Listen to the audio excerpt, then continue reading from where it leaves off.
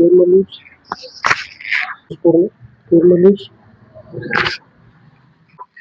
Loose पूर्ण loose, पूर्ण मान, पूर्ण शरीर एकदम रिलॅक्स, लूज लूज, पूर्ण पूर्ण loose, loose loose loose loose loose loose, पूर्ण.